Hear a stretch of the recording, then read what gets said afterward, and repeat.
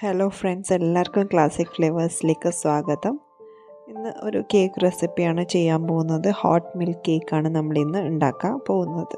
Channel ആദ്യമായിട്ടാണ് കാണുന്നതെങ്കിൽ subscribe ചെയ്ത് സപ്പോർട്ട് ചെയ്യാൻ മറക്കരുത്. പിന്നെ വീഡിയോസ് ഇഷ്ടപ്പെട്ട് കഴിഞ്ഞാൽ ലൈക്ക് ചെയ്യാനും ഷെയർ ചെയ്യാനും മറക്കരുത്.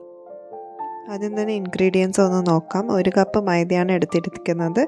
1 കപ്പ് തന്നെ പഞ്ചസാര എടുത്തിട്ടുണ്ട്. 2 മുട്ട. മൈദയിലേക്ക് ഞാൻ 1 ടീസ്പൂൺ ബേക്കിംഗ് പൗഡർ കൂടി ചേർത്തിട്ട് നന്നായിട്ടൊന്ന് മിക്സ് ചെയ്തെടുക്കുന്നുണ്ട്. ഇനി ഒരു മിക്സിംഗ് ബൗൾ എടുത്തിട്ടുണ്ട്. സമയത്ത് ഓവൻ ഒന്ന് 170 ഡിഗ്രി സെൽഷ്യസിൽ പ്രീഹീറ്റ് ചെയ്യാൻ വെക്കാം. അതിലേക്ക് 2 മുട്ടയാണ് ഇട്ട് കൊടുക്കുന്നത്. അത് നന്നായിട്ടൊന്ന് അടിച്ചെടുക്കുന്നുണ്ട്. ഇനി 1 കപ്പ് പഞ്ചസാരയും കൂടി നമ്മൾ ചേർത്ത് കൊടുക്കുന്നുണ്ട്.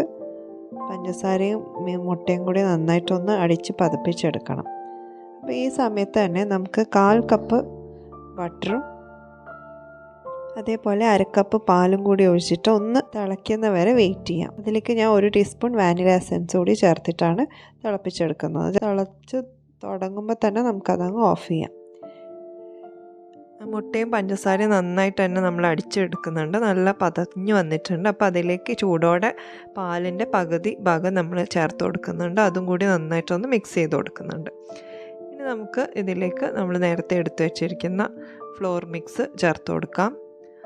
ഫ്ലോറും അതിനുശേഷം പാലും ഇടവിട്ടിട്ട് ഒഴിച്ചു കൊടുത്തിട്ട് പെട്ടെന്ന് തന്നെ നമുക്കൊന്ന് മിക്സ് ചെയ്തെടുക്കാം.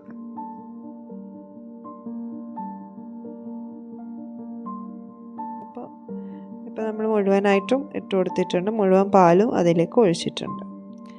ഇനി നമുക്കിത് നേരെ നമ്മൾ റെഡിയാക്കി വെച്ചിരിക്കുന്ന ഒരു കേക്ക് ടിന്നിലേക്ക് ഒഴിച്ചു കൊടുക്കണം. ഞാനിവിടെ റെക്റ്റാങ്കുലർ കേക്ക് ടിന്നാണ് എടുത്തിരിക്കുന്നത്. നിങ്ങളുടെ കയ്യിൽ റൗണ്ട് ആണെങ്കിൽ റൗണ്ട് എടുത്താലും മതി. ഇനി ഇതിലേക്ക് ഒഴിച്ചിട്ട് നമ്മൾ ആ എയർ ബബിൾസ് ഒക്കെ ഒന്ന് കളഞ്ഞെടുക്കുന്നുണ്ട്.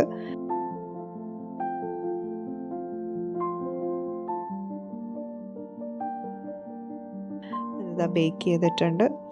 170 ഡിഗ്രി സെൽഷ്യസിൽ ഒരു 45 to 1 hour വരെ ചിലപ്പോൾ ബേക്ക് ചെയ്യേണ്ടി വരും. അത് ഒന്ന് ചെക്ക് ചെയ്ത് നോക്കിയാൽ മതി. അപ്പോൾ നമ്മുടെ കേക്ക് നന്നായിട്ട് തന്നെ നമുക്ക് കിട്ടിയിട്ടുണ്ട്. നല്ല സോഫ്റ്റ് കേക്കാണ്. അപ്പോൾ ഇതൊന്ന് തണുത്തതിന് ശേഷം മാത്രം കട്ട് ചെയ്തെടുക്കുക. കണ്ടാൽ തന്നെ അറിയാം വളരെ സോഫ്റ്റാണ്. അതേപോലെ തന്നെ നല്ല ടേസ്റ്റിയുമാണ്. ഡെഫിനറ്റായിട്ടും എല്ലാവരും ട്രൈ ചെയ്ത് നോക്കാൻ പറ്റുന്ന ഒരു ടീ കേക്കാണിത്. ചായയുടെ കൂടെയൊക്കെ കഴിക്കാൻ പറ്റുന്ന അടിപൊളി ടേസ്റ്റി ആയിട്ടുള്ള ഒരു കേക്ക് റെസിപ്പിയാണ്. വളരെ സോഫ്റ്റാണ്. നിങ്ങൾക്ക് കാണുമ്പോൾ തന്നെ അറിയാം നല്ലൊരു ടെക്സ്ചറിലാണ് നമുക്കിത് കിട്ടിയിരിക്കുന്നത്. അപ്പം എല്ലാവരും ട്രൈ ചെയ്ത് നോക്കുക. ഇഷ്ടപ്പെട്ട് കഴിഞ്ഞാൽ ലൈക്ക് ചെയ്യാൻ മറക്കരുത്. അതേപോലെ തന്നെ നിങ്ങളുടെ കമൻറ്റ്സ് ഫീഡ്ബാക്ക് ഒക്കെ അറിയിക്കാനും മറക്കരുത്. അപ്പോൾ നമുക്ക് പുതിയൊരു വീഡിയോ ആയിട്ട് വീണ്ടും കാണാം. അതുവരേക്കും good bye and take care.